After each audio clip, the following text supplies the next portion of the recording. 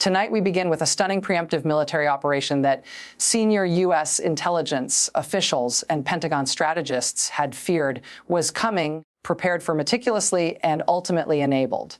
A series of devastatingly precise strikes that unfolded not over weeks of grinding warfare, but in a single night that may have just rewritten the rules of this conflict.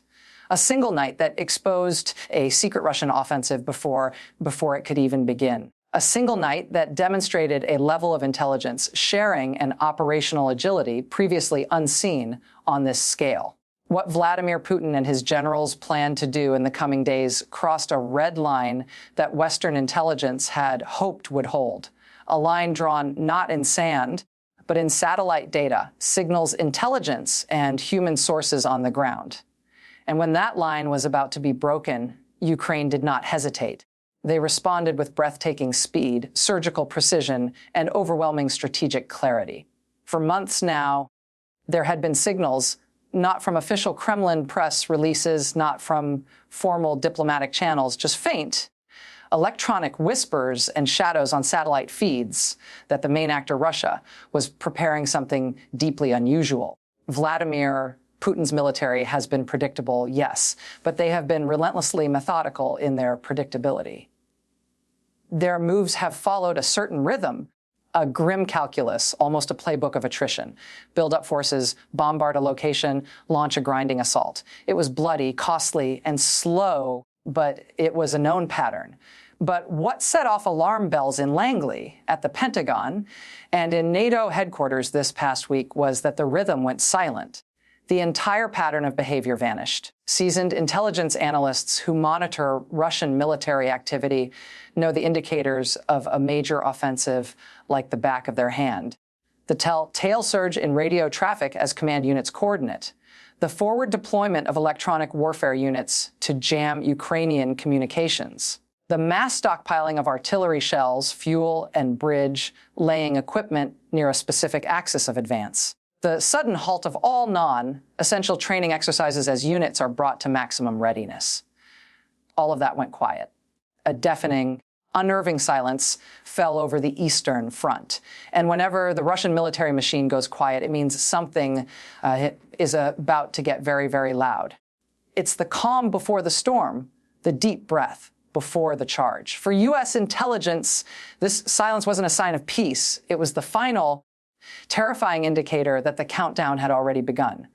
Early Tuesday morning, U.S. intelligence sources detected what they described as a highly classified pattern of encrypted communications, including the activation of specific GRU and FSB command channels that had not been active in over a year, since the earliest, most chaotic days of the full-scale invasion. These are the kinds of strategic assets and communication protocols that Russia only deploys when they are signaling something very specific to their most elite units. A decapitation strike against a high-value target, a large-scale strategic deception to mask a main thrust, or the launch of a theater-level offensive designed to break the front line entirely. Western observers and their Ukrainian counterparts didn't know which category this new activity fell into, or whether, in a terrifying new evolution of Russian strategy, it fell into all three at once. But what they did know, with chilling certainty, was that Russia was changing its fundamental operational posture. They weren't just moving troops. They were activating the nervous system for a massive, coordinated attack. And when a nuclear armed power with a history of brutal invasions shifts its entire military posture without explanation, even by a few degrees, the intelligence community pays absolute, undivided attention. The fragments of data were no longer just whispers. They were forming a clear, undeniable mosaic of Putin's secret plan. The warning issued by the White House to Kiev last night was not normal. It was not a routine intelligence briefing. It was not a symbolic gesture of support. It was urgent. It was actionable. It was a file containing coordinates, timelines, and probabilities. Sources present in high-level secure video conferences described the Russian move, as detailed by U.S. intelligence, as imminent not weeks or days away, but hours. The plan was in its final stage of execution. Ambitious, aimed not just at taking a village or a town, but at collapsing an entire section of the Ukrainian front line in a sweeping pincer movement. And perhaps most importantly, vulnerable because its success depended entirely on the element of surprise. Putin was betting that Ukraine and its allies would not see it coming or would not be able to react in time. But that kind of high-stakes strategy only works if the target hesitates, if the defender is caught off guard. Ukraine did not. In fact, their response today was among the most decisive and strategically brilliant we've seen in the entire context of this war. Here's what we know from sources on the ground and confirmed reports. Within hours of receiving the final intelligence package from the United States, the Ukrainian General Staff activated a pre-planned counteroffensive. These weren't the ordinary retaliatory artillery barrages we see daily. These were deep strike operations using long-range assets, precision-guided missiles, and newly deployed attack drones that Ukraine only deploys when they are preparing to dismantle an enemy's ability to wage war, not just defend against it. Tonight, Ukrainian military sources, corroborated by Western intelligence, confirmed that Kyiv launched a coordinated wave of deep strike operations on over a dozen high-value Russian targets, including a central command and control node in a Russian-occupied city that had recently been fortified for what analysts now believe was the purpose of commanding this new major offensive. Ukraine acted before Russia could launch. They didn't just meet the attack. They unraveled it before the first Russian tank could even cross its start line. They hit the primary ammunition depots located far behind the front lines, the ones filled to the brim for the planned multi-day assault. They hit the logistical hubs and railway junctions that were poised to funnel a second wave of troops and armor into the breach. They hit temporary forward airfields and helicopter staging areas that were likely preparing to provide close air support for the advancing columns. In other words, Ukraine targeted the brain, the heart, and the nervous system of the impending Russian operation. They didn't strike the fist. They struck the sinews and tendons that would have allowed the fist to clench and punch, the component that would have made it operational. This is what made the U.S. intelligence warning so urgent and Ukraine's response so critical. Putin's move wasn't just a symbolic massing of troops. It was an actionable, fully resourced plan on a hair trigger. It represented the kind of move that could shatter the stalemate and force a catastrophic Ukrainian retreat if left unchecked. And Ukraine, understanding that fully, responded with calculated, overwhelming force, not recklessly by striking civilian areas, not impulsively by firing at everything that moved, but strategically. They didn't waste their precious long-range assets on front-line trenches. They didn't get drawn into a pointless artillery duel. They hit the irreplaceable command posts. They hit the fuel and ammo dumps that would take weeks to replenish. They decapitated the plan.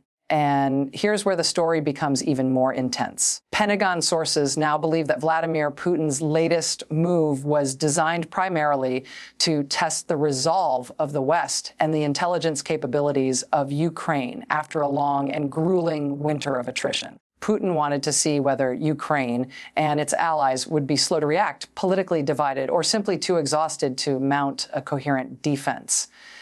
But instead, the exact opposite happened. Ukraine and its American intelligence partners didn't just react. They preempted the threat with a response that was so swift, so precise, that even the most hardened skeptics in the Kremlin noticed. You don't get Vladimir Putin's attention easily. He is insulated by layers of yes men and propaganda. But today, Ukraine did.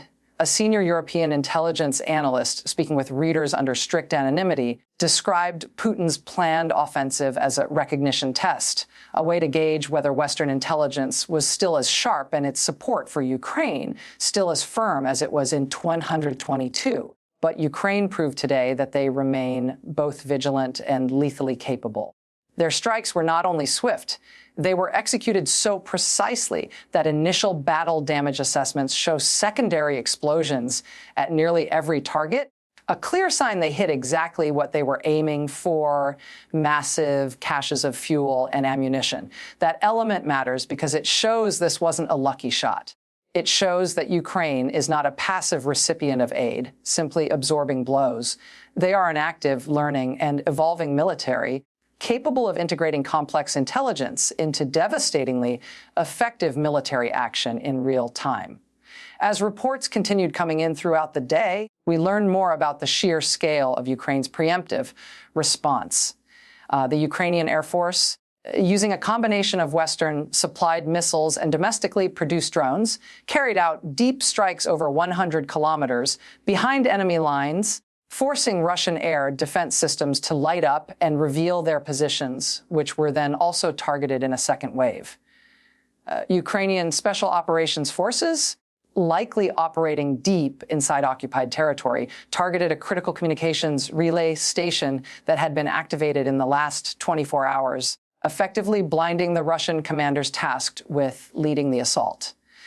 Partisan groups operating in southern Ukraine, reportedly coordinated by Ukrainian intelligence, sabotaged key railway lines used by the Russian military to transport heavy armor, a move clearly synchronized with the long-range missile strikes. This wasn't just a simple counter battery fire mission. This wasn't just a symbolic drone strike on a single target. This was a multi-domain, synchronized deep battle. This was strategic degradation of enemy capability. And strategic degradation is the one thing Putin's military has struggled to prevent since the early months of the war. For every advance they have made on the ground, for every fortress city they have leveled, Ukraine has countered with something that complicates their logistics, weakens their command structure, and raises the cost of their aggression. Remember, at the start of this invasion, Vladimir Putin and his generals thought this would be a 3-day war. They thought Ukrainian resistance would crumble under the shock and awe of the initial assault. They thought the West would be too divided and slow to respond in any meaningful way. But tonight, the exact opposite is happening over 2 years later. Russian military plans are being exposed and dismantled before they even launch. Ukraine is not just defending, it is striking first with lethal precision using Western intelligence. The West, far from being divided, is enabling a level of sophisticated warfare that has stunned Russian military planners. This event is not just a tactical victory for Ukraine, it's a strategic and psychological echo of Russia's initial catastrophic miscalculations. What makes this moment so significant and so dangerous is that Putin's latest move happened at a time when the leader himself is under immense internal pressure. The hardline military bloggers and ultranationalist factions want a total war and a decisive victory, no matter the cost. The economic elites and oligarchs want to return to stability and end to the sanctions that are crippling their fortunes. The professional military brass want more resources and a more realistic strategy that doesn't involve throwing waves of poorly trained men at fortified positions. The Russian public, fed a steady diet of propaganda, wants to see the special military operation achieve its stated goals. Putin is balancing these contradictory demands while prosecuting a costly, open-ended war. And when leaders in that precarious position make sudden, high-risk moves, they're not always doing it from a position of strength. They're doing it from pressure. They're doing it from a place of vulnerability, needing to project strength to appease the hawks while seeking a game-changing victory to silence the critics. Tonight, that gamble failed spectacularly. The White House's statement, now declassified and distributed to allies, was designed to signal that the United States is not willing to allow Russia to dictate the tempo of this war through surprise attacks. National security officials said plainly that Russia's planned offensive was inconsistent with any stated desire for de-escalation. That is carefully calibrated diplomatic language for what caught you red-handed preparing a massive, unprovoked attack, and we helped our partner neutralize it before you could start. The entire world sees your duplicity. You don't usually hear that tone of unconcealed confidence and accusation from the White House unless something serious is at stake and unless they are absolutely certain of their intelligence. Meanwhile, Ukraine's President Zelensky addressed the nation in a brief yet powerful speech tonight. He said, Today, our defenders did not wait for the fire to come to our home. They extinguished it where the enemy planned to ignite it. We know every plan of the occupier. He said, our strength lies not only in the courage of our soldiers, but in our knowledge. And our knowledge is our weapon. We thank all who share this weapon with us. And he said, to the enemy, I say only this, your silence will be met by our vigilance. Your secret plans will be met by our decisive action. Ukraine is not a place for surprises. These are not rhetorical flourishes. These are statements from a nation and its leadership that understand precisely how high the stakes have become and that they have just passed a critical test. Here's what makes the situation even more concerning and Ukraine's actions even more vital. Russia's planned offensive wasn't isolated. It was part of a broader, coordinated escalation, along with the primary planned ground assault of Belarusian forces, also began SNAP readiness drills near the Ukrainian border, a classic Russian tactic to fix Ukrainian troops in place. Russian hackers launched a massive wave of DDoS attacks against Ukrainian government and banking websites.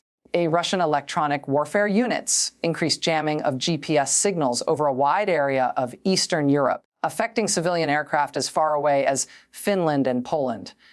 All of this happened within the same 48-hour window. When Russia moves multiple pieces on the geopolitical chessboard at once, it means something larger is underway. This wasn't just an attack. It was an attempt to trigger a systemic crisis. Military analysts and intelligence officials are now considering several possibilities for what Putin's ultimate goal was. One is that Russia was preparing a massive new offensive to seize the rest of the Donbass before winter. Another is that Russia was attempting to create a large-scale breach in the front lines to force Ukraine to redeploy its strategic reserves, leaving other areas vulnerable. A third possibility, the one worrying officials in Washington and Brussels the most, is that Putin was attempting to score such a decisive victory. It would shatter Ukrainian morale and force Kyiv to the negotiating table on Moscow's terms. But today, Ukraine, armed with American intelligence, took that card right off the table. They didn't wait to be attacked. They didn't fall back to secondary defensive lines. They didn't allow Putin to have the element of surprise. They struck first and struck hard. What we're watching now is a test of resolve, intelligence, and adaptation. Russia wants to see if it can still outmaneuver the combined intelligence apparatus of the West.